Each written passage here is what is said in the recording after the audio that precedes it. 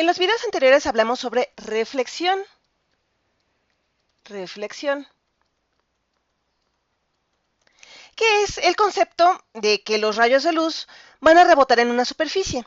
Si la superficie es suave o lisa, como esta, cuando un rayo de luz caiga sobre ella, así, el ángulo de incidencia o el ángulo con el que cae este rayo va a ser el mismo con el que va a rebotar. Y estos ángulos se van a medir con respecto a la vertical, a una perpendicular a la superficie, y este ángulo será el ángulo de incidencia y este ángulo será el ángulo de reflexión y va a ser igual al ángulo de incidencia. Esto en esencia es lo que aprendimos en los videos anteriores. Lo que quiero explicar en este video es cuando la luz no rebota en la superficie, sino que entra o pasa a otro medio. En esta situación trabajaremos con la refracción. Refracción.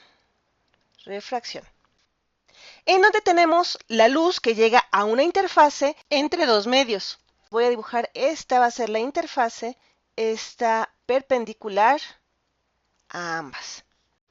Y digamos que aquí vamos a tener un rayo de luz, más o menos así, que va a llegar con cierto ángulo 1 con respecto a esta vertical, teta 1, pero lo que sucederá es que, bueno, digamos que aquí lo que tenemos arriba es vacío, vacío.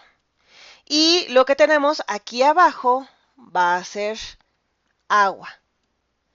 Aunque esto no es algo que encontremos en la naturaleza, porque al ver aquí un vacío, no va a haber presión que mantenga el agua en un lugar y va a hacer que el agua se evapore. Entonces nunca vamos a tener el agua directamente en contacto con el vacío. Pero bueno, sigamos con el problema, con este ejemplo. Lo que va a pasar cuando llegue el rayo acá es que al llegar a este otro medio, que va a ser más lento la velocidad de la luz al entrar en el agua de lo que es cuando está en el vacío. Entonces, lo que va a suceder es que el rayo de luz va a cambiar de dirección al entrar a este otro medio. Va a doblarse un poco así. Y este ángulo de acá, que se forma entre la vertical y este rayo que ya entró a este otro medio, se llama teta 2 y es el ángulo de refracción. Teta 1 es el ángulo de incidencia y teta 2 es el ángulo de refracción. Y antes de que le diga cómo estos dos ángulos se relacionan entre sí y cómo se relacionan con la velocidad de la luz y el medio, nuevamente les recuerdo que nunca podemos tener estos dos elementos, el agua y el vacío, tocándose entre sí, ya que por falta de presión el agua se evaporará. Y antes de entrar a la matemática propiamente, quiero darles un entendimiento de qué es lo que sucede aquí. No necesariamente explicarles cómo funciona la luz, ya que veremos en futuros videos que la luz no es algo fácil de comprender, pues a veces la tratamos como una onda, a veces como una partícula, otras veces como un fotón. Pero cuando hablamos de la refracción, a mí en lo personal me gusta imaginar que la luz es como un vehículo. Por ejemplo, imaginemos que tengo aquí un auto que vamos a estar viendo por encima o desde arriba. Aquí es donde están los pasajeros, aquí están las llantas, sus 4 llantas. E imaginemos que este auto está en una carretera en donde las llantas pues tienen buena fracción, carretera. Y el auto se va a mover de manera eficiente. Pero imaginemos que va a estar a punto de entrar en una zona donde hay lodo. Esto de aquí es lodo. Entonces el auto pues va a seguir con su dirección, pero ¿qué va a pasar justo en el momento en el que comience a entrar en esta zona de lodo? Bueno, pues las llantas en el lodo no se van a mover bien. Imaginemos que tenemos el auto justo aquí, más o menos. Aquí están los pasajeros. Aquí una llanta ya entró al lodo y las otras dos llantas, o el lado, este lado, nuestro lado derecho, sigue en la carretera, por lo que esta llanta de acá, este de aquí va a comenzar a ir despacio, se va a empezar a alentar porque ya está en el lodo, mientras que estas otras van a seguir con la velocidad que llevaban, con el comportamiento que traían. Y el resultado es que Esto, al entrar en el lodo, va a empezar a girar hacia acá. Entonces, en lugar de seguirse moviendo derecho, el auto va a comenzar a tener otra dirección.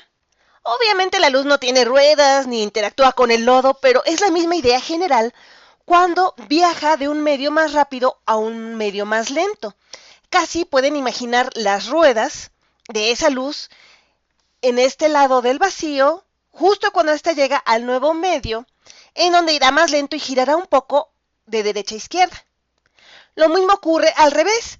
Si yo tengo un rayo que sale de este medio lento, más o menos por aquí, aquí está mi rayo que va saliendo.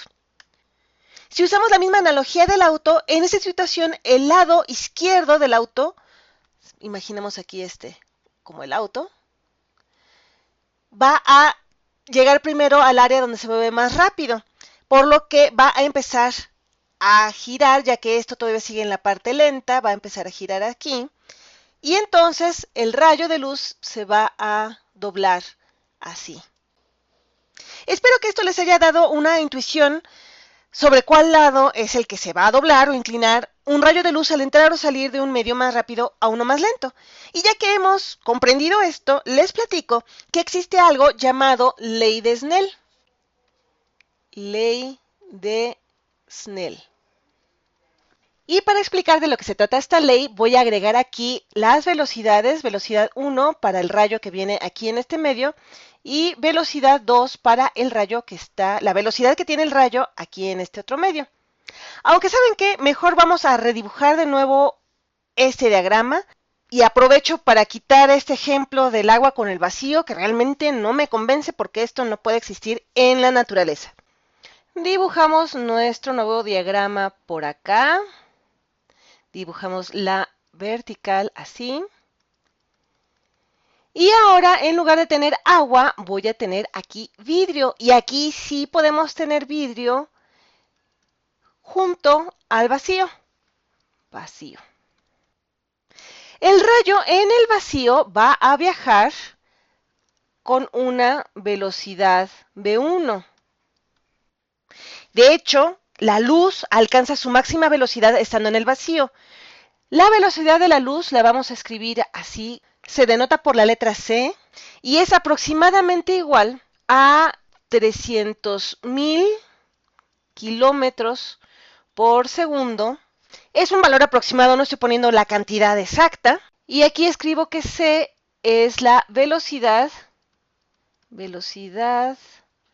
de la luz en el vacío.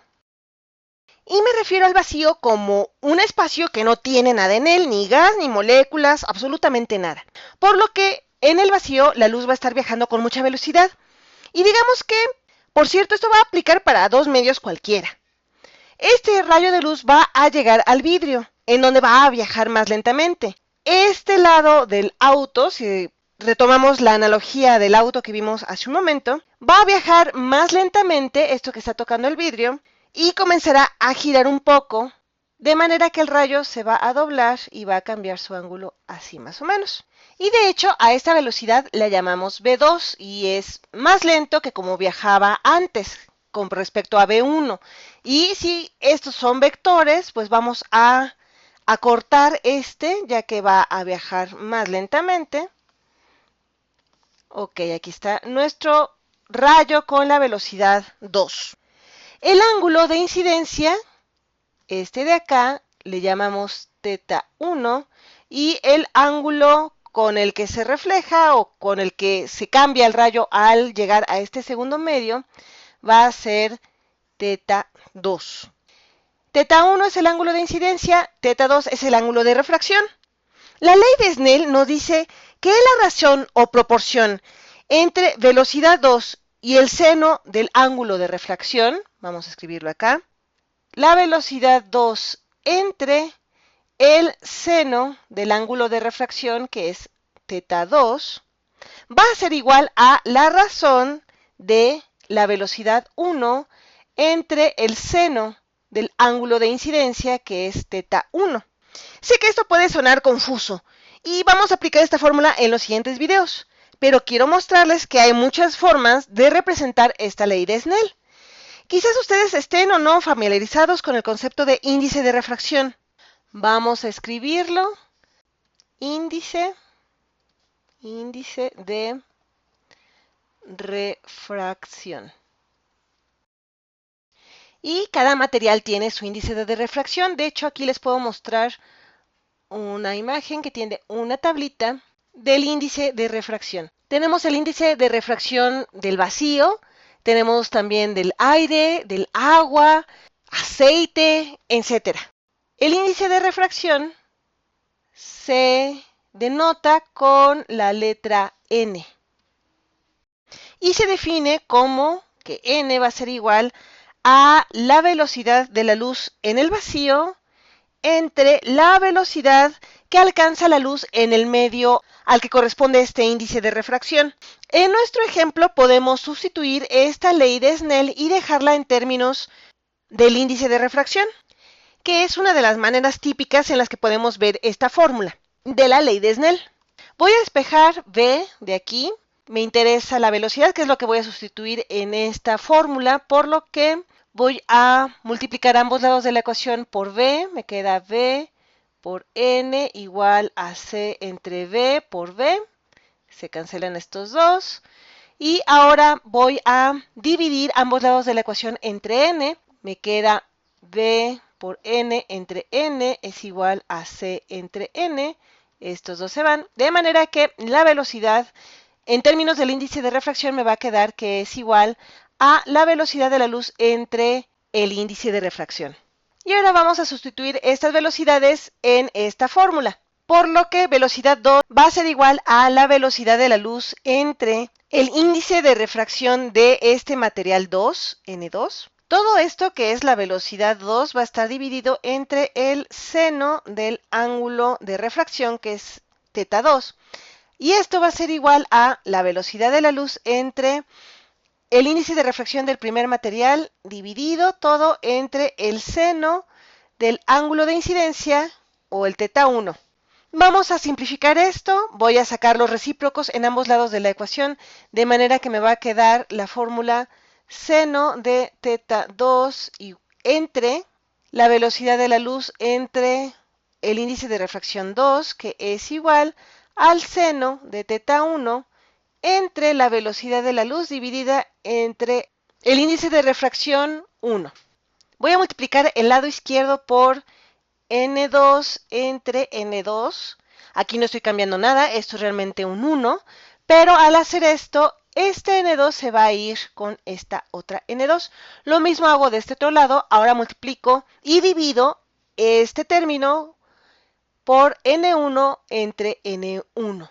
Y estos dos elementos se van a ir y me va a quedar la fórmula N2 por el seno de teta 2 entre C igual a seno de teta 1 por N1 entre C. Y estos dos elementos los puedo quitar de acá. De manera que la fórmula me va a quedar N2, el índice de refracción 2 por el seno del ángulo teta 2, igual a N1 por el seno del ángulo teta 1. Esta es la fórmula de la ley de Snell, pero en términos de los índices de refracción. La quitamos de aquí, la pegamos y ahora la vamos a colocar aquí, de manera que tengamos las dos fórmulas más comunes para expresar la ley de Snell juntas. Aplicaremos esto en los siguientes videos, por lo que quiero asegurarme de que se sientan cómodos con esto y sepan que ambas fórmulas son equivalentes de la ley de Snell. Una trata con las velocidades directamente en relación con los ángulos incidente y de refracción, y en esta otra se usan los índices de refracción, en donde este índice es la velocidad de la luz entre la velocidad de la luz en el medio. En aquellos medios en donde la velocidad de la luz a través de ellos sea más lenta, esta n va a ser mayor, ya que la velocidad de la luz en el vacío, que es esta c, va a ser más grande que el valor de la velocidad en el medio. Aquí les muestro nuevamente la tablita que tiene los valores de los índices de refracción. Y por ejemplo, podemos ver que el índice de refracción en el vacío es 1, lo que es lógico, ya que aquí el índice de refracción va a ser igual a la velocidad de la luz, como está definido, entre, pues, la velocidad en el vacío es la velocidad de la luz c, así que esto es un 1. Podemos ver que el índice de refracción del aire es un poquito más grande que en el vacío. Sin embargo, los índices de refracción en el agua o en el aceite pues van siendo cada vez más grandes porque la diferencia entre la velocidad de la luz en el vacío y la velocidad de la luz en el medio va a ser mayor. La velocidad en el medio va a ser más lento. En los próximos videos haremos más ejemplos usando la ley de Snell y en el siguiente video usaré esta imagen para ayudar a explicar por qué es que vemos esta imagen doblada de este popote que está entrando acá.